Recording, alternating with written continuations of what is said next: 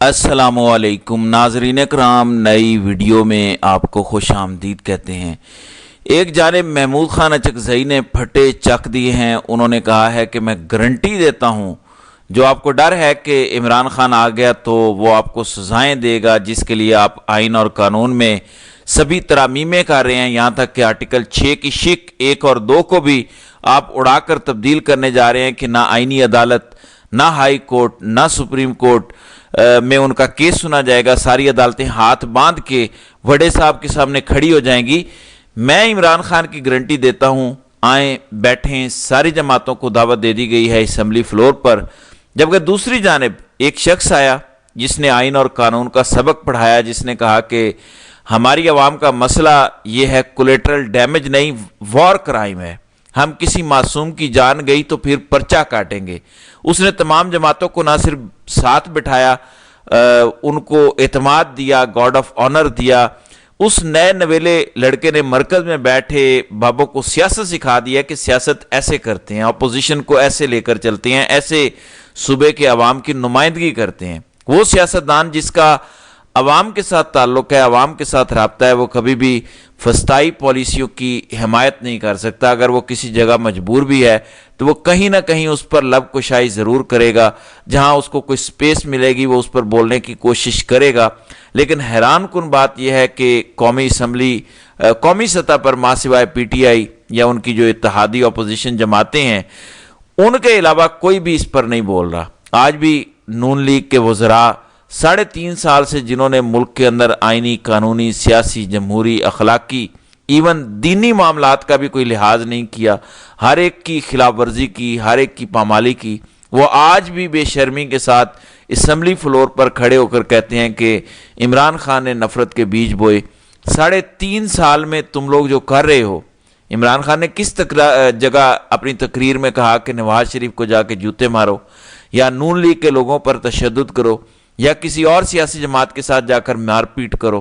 किसी जगह इमरान खान ने नहीं कहा। लेकिन आपकी हुकूमत में ये सब कुछ होता रहा।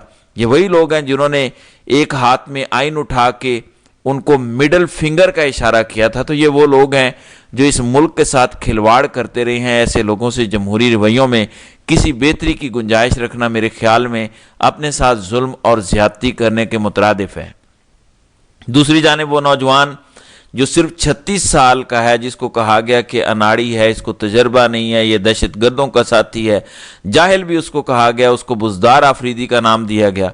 लेकिन वो नौजवान अपनी पॉलिसी, अपनी सोच के मुताबिक चलता रहा। उसने अपने सूबे के लोगों को एतमाद दिया।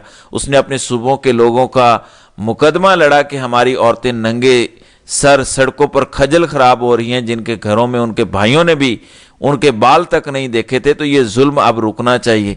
बंद कमरों में होने वाली पॉलिसियां किसी सूरत हमें कबूल नहीं है। जब सुहेल आफरीदी वज़ीर आला मुंतखब हुए, सूबाई असम्बली में वो गए, पहली बार जब वो कुर्सी पर बैठे तो उनके सामने 2 बंदे बैठे थे। एक स्पीकर जो गार्डियन ऑफ द हाउस है, जब स्पीकर अपनी कुर्सी पर बैठता है तो उसका किसी सियासी जमात के साथ ताल्लुक नहीं रहता, वो तमाम सियासी जमातों को बराबर लेकर चलता है। दूसरा शख्स मुस्लिम लीग नून का अपोजिशन लीडर था, अमीर मकाम का भाई। ये वो लोग हैं जो सुहेल आफरीदी का रास्ता रोकने के लिए आखिरी हद तक गए। लेकिन जब वो मुंतखब हुआ, उसने इंतकाम की सियासत की बजाय इन सब को इज्जत दी। उसने इत्तेहाद की सियासत को फरोग दिया। जिस सियासी जमात की खैबर पख्तूनख्वा की 146 में से 92 सीटें उनके पास हैं, क्या उसको किसी मदद की ज़रूरत थी, किसी सहारे की ज़रूरत थी? बिल्कुल नहीं थी। वो अपनी मन मर्जी कर सकते थे, कोई उनको रोक टोक ना होती। लेकिन इसके बावजूद उन्होंने कहा कि नहीं, ये हमारी आवाम का मसला है। देखें, गंडापुर को खान ने क्यों हटाया?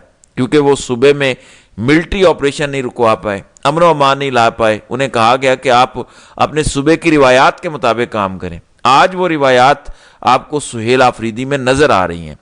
मौलाना के भाई अताउर रहमान ने भी खैबर पख्तूनख्वा असम्बली में बैठकर PTI और इमरान खान के इस मौक़िफ़ की हिमायत की है कि हमें अफगान हुकूमत के साथ बातचीत करनी चाहिए। सब ने हिमायत की है। इसका मतलब क्या है कि आज अगर आप वहां से मुतफ़िका तौर पर एक करारदाद पास करवा लेते हैं फौजी ऑपरेशन के खिलाफ और अमन व अमान के हक में, एक मुतफ़िका आप प्रेस रिलीज जारी करवा देते हैं जिस पर मौलाना आफ्ताब खान शेरपाओ, जमात इस्लामी वगैरह के दस्तखत होते हैं, तो फिर वफाकी हुकूमत और इस्टेब्लिशमेंट के पल्ले क्या रह गया?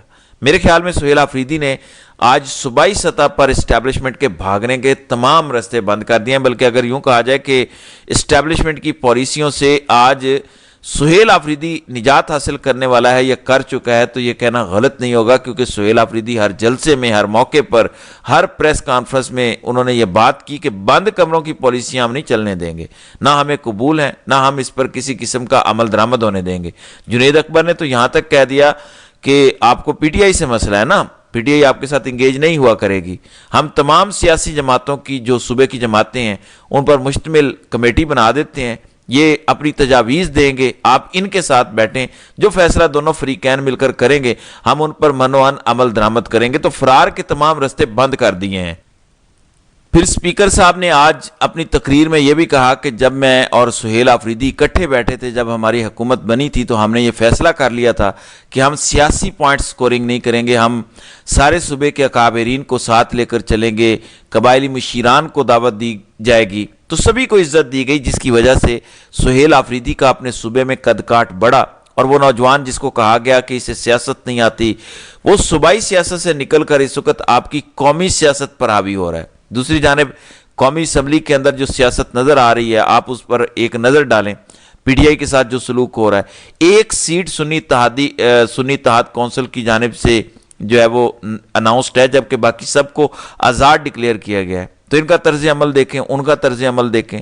آج دو بڑی پارٹیوں نے لکھ کر دے دیا 27ویں آئینی ترمیم کے ذریعے کہ جب بھی مارشاء اللہ لگے گا تو ہم چوں چاں نہیں کریں گے، بلکہ ہم بوٹ چاٹیں گے۔ بہرحال آج سہیل آفریدی نے صوبائی سیاست کی حد تک تو اسٹیبلشمنٹ کو بالکل دیوار کے ساتھ لگا دیا ہے۔ اب ساری صوبائی جماعتیں ان کی مخالفت کر رہی ہیں، اور صوبائی اسمبلی کے فلور پہ یہ اجلاس ہو رہا ہے تاکہ ہاؤس کی جانب سے اسٹیبلشمنٹ کو پیغام جائے۔ اسٹیبلشمنٹ اگر تمام صوبائی جماعتوں کو بھی اہمیت نہیں دیتی تو پھر یقیناً اصل فساد کی جڑ تو یہاں پہ ہے۔ پھر آج محمود خان اچکزئی نے آرٹیکل 6 پر اسٹیبلشمنٹ کو آڑے ہاتھوں لیا۔ اب محمود خان اچکزئی کو عمران خان نے اعتماد دیا اور کہا کہ آپ میرے اپوزیشن لیڈر ہیں۔ اچکزئی نے مسلم لیگ نون سمیت تمام حکومتی سیاسی جماعتوں اور اسٹیبلشمنٹ کو یہ پیغام دیا کہ اگر آپ کو ڈر لگتا ہے کہ عمران خان جب باہر آئے گا تو وہ آپ سب کے خلاف کارروائی کرے گا، تو میں آپ کو گارنٹی دیتا ہوں، میں آپ کو خان سے لکھوا کر دیتا ہوں کہ عمران خان آپ میں سے کسی کے خلاف کارروائی نہیں کرے گا۔ آپ آئیں، بیٹھیں، ہم مل کر اس ملک کے اندر جمہوریت میں موجود خرابیوں کو دور کرنے کی کوشش کرتے ہیں۔ میرے خیال میں عمران خان نے آج اسٹیبلشمنٹ کے ان تمام طاقتور عہدیداران اور نون لیگ سمیت تمام حکومتی سیاسی جماعتوں کو بلینک چیک دیا ہے کہ یہ بلینک چیک ہے، اس پر جو لکھنا ہے لکھ لو، لیکن اس کے بعد پھر تم کو انسانوں کی طرح چلنا پڑے گا اور ایسی سیاسی، آئینی، اخلاقی، جمہوری سوچ اختیار کرنا پڑے گی جو پورے ملک کی نمائندگی کرتی ہو۔ تو سہیل آفریدی وہاں پر اور محمود خان یہاں پر بہت اچھا کھیل رہے ہیں۔ آج اچکزئی نے عمران خان کے ایک بار پھر اسی فتح مکہ کے ماڈل کا بظاہر اعلان کیا ہے جس میں سب کو معاف کیا گیا۔ خان کا میسج آیا کہ ہم کسی کے خلاف کوئی انتقامی کارروائی نہیں کریں گے، لیکن یہاں پر یہ بھی ذہن میں رکھنے والی بات ہے کہ جنہوں نے آئین اور قانون کے ساتھ کھلواڑ کیا ان کو بہرحال سامنا کرنا پڑے گا۔ تو سہیل آفریدی بیٹھ کے کہہ رہے ہیں کہ جو حل اپوزیشن والے تجویز کریں گے اس پر ہم عمل درآمد کریں گے، اور جنید اکبر نے بھی یہی پیغام دیا کہ ہم آپ کے ساتھ بیٹھنے کو تیار ہیں، ہمارے لوگوں کی جانیں جاتی ہیں، ہمارا مالی اور جانی نقصان ہوتا ہے، آئیں ہمارے ساتھ بیٹھیں، ہم آپ کی مخالف نہیں ہیں، لیکن بیٹھنے کو کوئی تیار نہیں ہے۔ بہرحال سہیل آفریدی نے جس طرح کی مثبت سیاست کی ہے، اسٹیبلشمنٹ کے پاس اب کہیں ادھر ادھر کھسکنے کا آپشن نہیں ہے۔ ایک جانب جرگا ہو رہا ہے، دوسری جانب افغانستان سے خبریں آ رہی ہیں کہ ان کے وزیر اقتصادی امور نے احکامات جاری کر دیے ہیں کہ پاکستان کے ساتھ تجارت 3 مہینے کے اندر اندر ختم کر دی جائے۔ مطلب آج سے انہوں نے ختم کر دیا کہ سختی سے اس پر عمل درآمد ہو رہا ہے اور متبادل منڈیاں تلاش کی جائیں۔ اب اس میں دونوں ممالک کا نقصان ہے، تو حالات اس نہج پر کیوں آئے اس پر کوئی غور کرنے کو تیار نہیں ہے۔ بہرحال دیکھتے ہیں کہ آئندہ آنے والے دنوں میں اس حوالے سے مزید کیا ہوتا ہے۔ تو ناظرین کرام، آپ کی اس ویڈیو کے حوالے سے کیا رائے ہے؟ آپ اپنی رائے کا اظہار کمنٹ سیکشن میں ضرور کیجیے گا۔